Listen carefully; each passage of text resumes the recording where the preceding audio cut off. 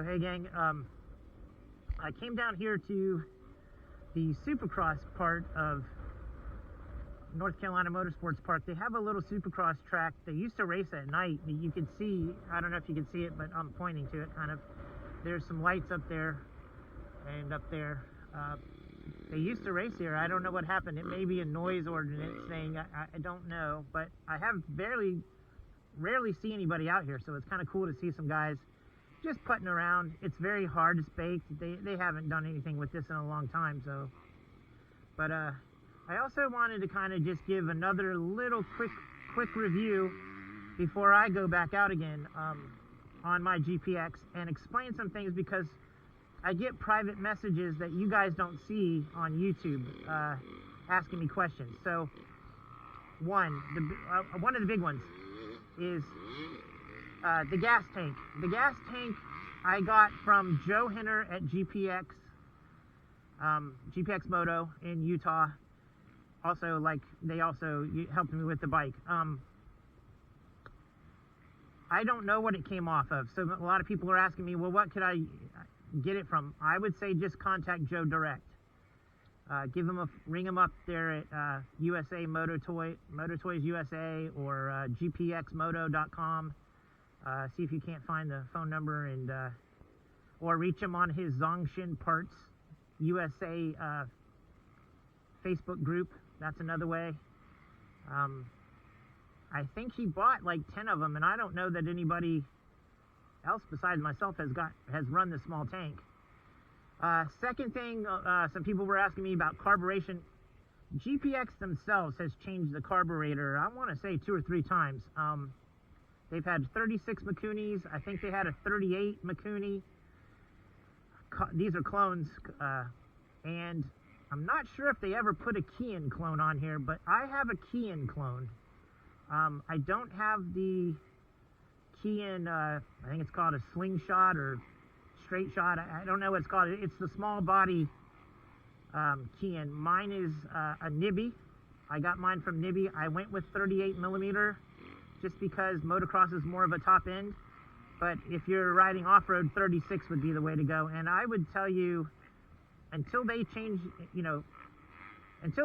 I know they're talking about a Nibby carburetor coming in the next lot when they order them. They have specs that they order the bike, and GPX is real good about updating and changing the bikes from each order that they make. So I know the next one's definitely coming with Nibbies that are really good.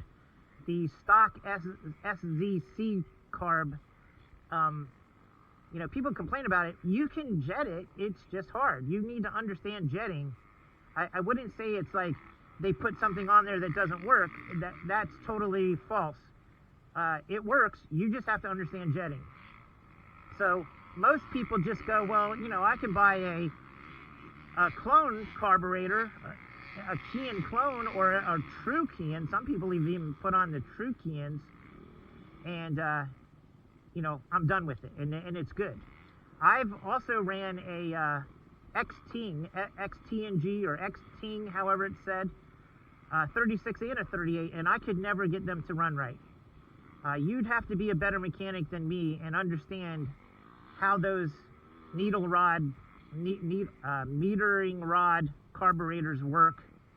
I think inherently they have a problem anyways. I'm going to say I don't like calling companies out like that, because that makes me sound negative, and I really like to be positive, but I kind of think they haven't figured it out yet. It seems to have a problem, especially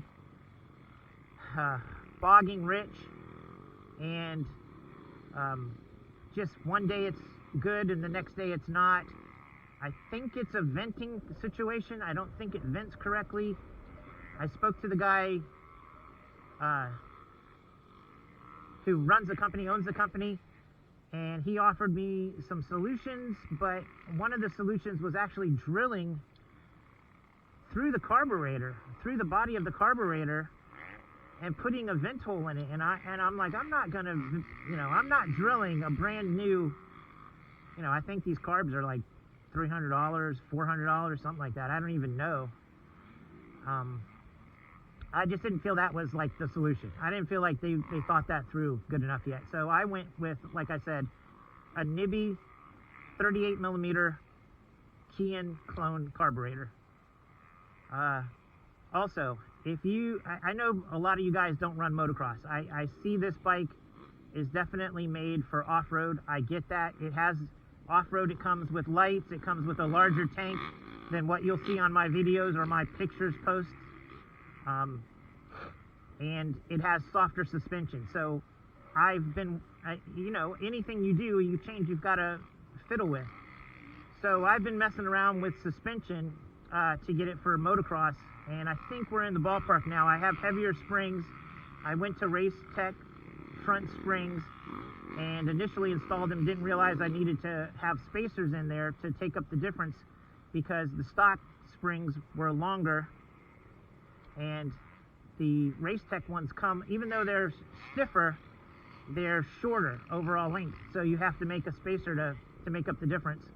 So I finally took care of that, and today is my first ride going back to that. And I also went to a genuine white power spring off the motocross models to put on the rear. So I think I'm really in the ballpark, and I'm really liking it.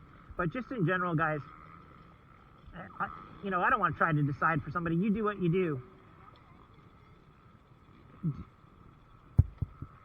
I don't know. You do what you do, and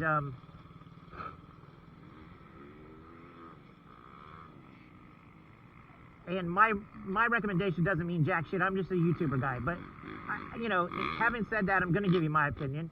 And I say for the cost that this thing goes for, I think around $7 grand, somewhere, because the prices fluctuated too. Sometimes it's 62, like there was a sale at 6,200. I think they're 68.99. You know, inflation's gone up, and then you have to pay the shipping $400 or $500 to get it to your house. But even still, $7,200. That's way less, half price of a KTM. Now, are they comparable? No, they're not comparable. You know, I mean, 98% of us can't ride to the level that, you know, KTM, Yamaha, Suzuki, all these, you know, Honda make their bikes for. I mean, they kind of make it for the pros so that they can get their production rule stuff, and then they kind of, you know, back it down. Joe Average doesn't need all of this. I'm telling all you guys who've come at me at that, I've laughed in your face, because I've seen all of you. Every time I challenge somebody to come and show me, they never show up.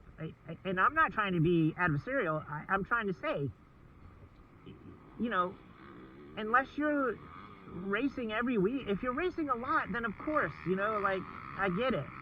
But off-road, the bike was designed off-road, and I would say you could race this thing off-road the way that it comes. But motocross-wise, you know, you make some changes, just like you would anyway.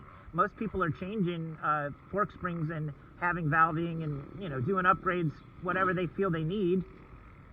But having said that, anyways, you know, you got people come at me with, oh, I got used or whatever. I would rather have a new bike every single time. Because you don't know what someone did on a used bike. You don't know the maintenance of it. And they can give you a book or tell you, but, you know, do you believe them? I've bought so many bikes and flipped so many bikes over the course of my years. Ever since I was a little kid, I've been a mechanic with my dad. My dad had a shop, automotive, of course, but, you know, I can work on a bike, and especially two-strokes. Growing up all my life, we bought them, flipped them, fixed them.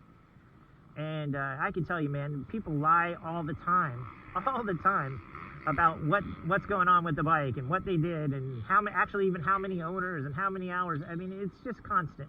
I started going to the point where I'm going to rebuild it from scratch. I'm never not going to change cylinders. I'll measure and see if the cylinder's still good. But I'm changing piston, I'm changing rings, I'm changing clutch, I'm putting on new tires. And I just got out of it. I got out of it. The margins aren't there like they used to be. So, okay. Anyways, long and short, I rambled Johnny Hopper style. I'm gonna go out here, spin a couple laps, and yeah, get you one of these GPX if it's in your, you know, if you see it and it's in your eyesight to think about and get it. I recommend you do.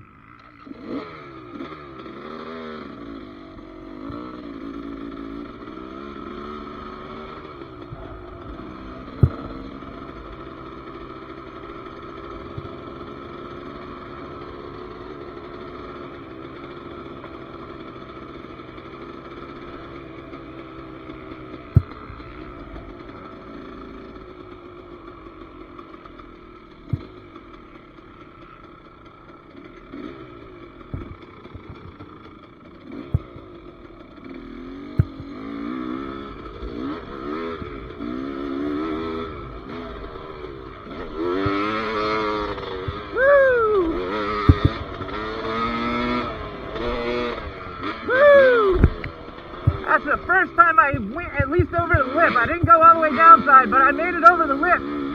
Yeehaw!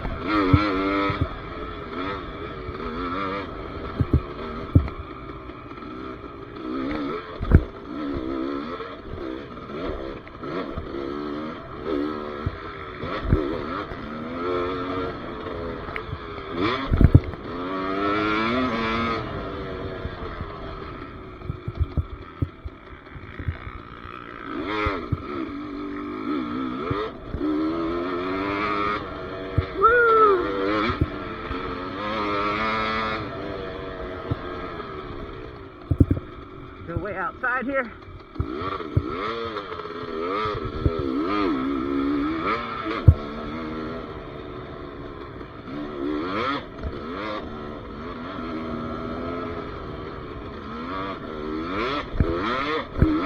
Oh, everywhere. That's a me thing. Wasn't far enough forward.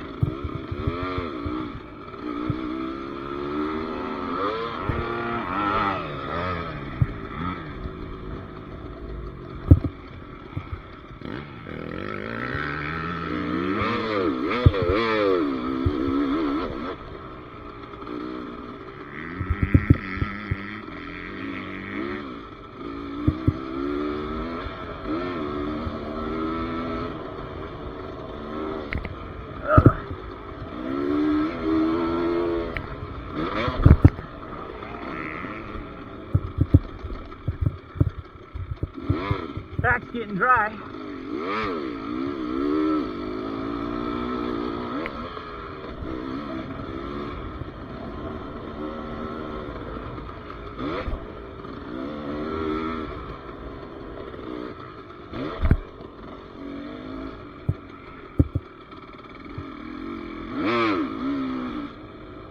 That flagger messed me up. I didn't know what he's doing. He's asleep.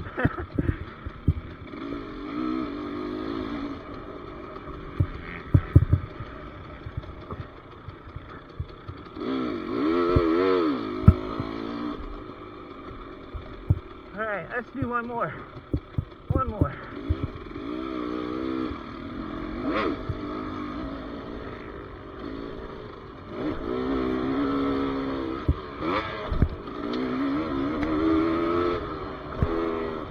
Woo!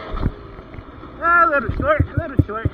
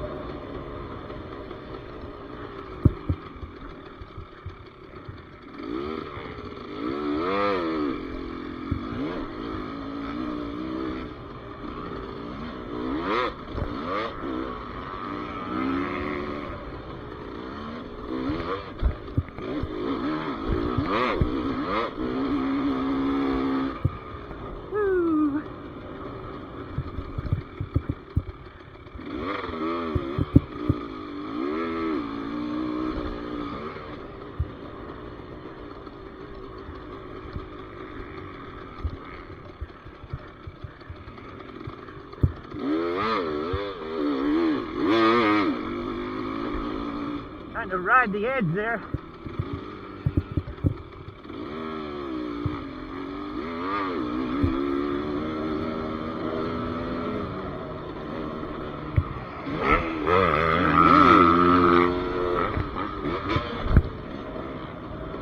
Some fast guys coming.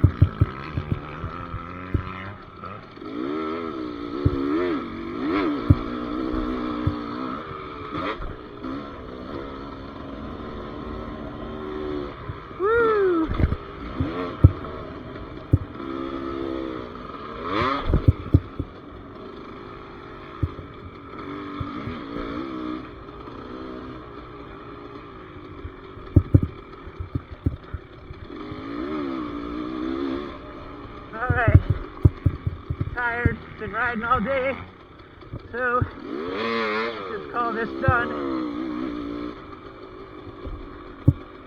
I hope you guys somewhat enjoy this. I think it's a little harder than last time. So,